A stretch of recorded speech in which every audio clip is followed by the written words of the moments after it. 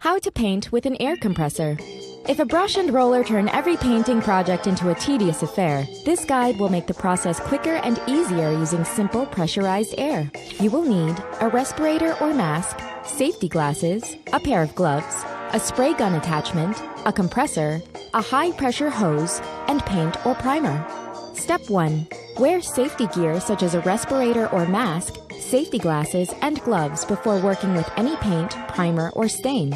Avoid serious injury. Step 2. Connect the spray gun attachment to your compressor using the appropriate high-pressure hose, connectors, and regulators. Check your spray gun for the amount of airflow needed in cubic feet per minute and make sure your compressor can deliver at least that amount. Step 3. Follow the directions on the package to mix the paint or primer with the solvent in the right ratios to get the correct consistency. The ratio of solvent to paint will depend on the gun you are using, the tip size, and the type of paint or primer. Step 4. Use the smallest tip you can to atomize the paint or primer for an even coating that will look great and last several years. Step 5. Test the spray pattern on a piece of cardboard and tune the knob on the side to adjust the air and paint mixture to get the finest splatter pattern possible. Do this each time you paint. Step 6.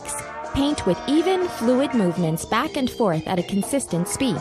Be sure to overlap each layer for an even coat. Wait for the first layer to dry before repeating if needed, usually 12 to 24 hours, and enjoy the results. Did you know liquids, unlike gases, cannot be compressed into a smaller volume under natural conditions?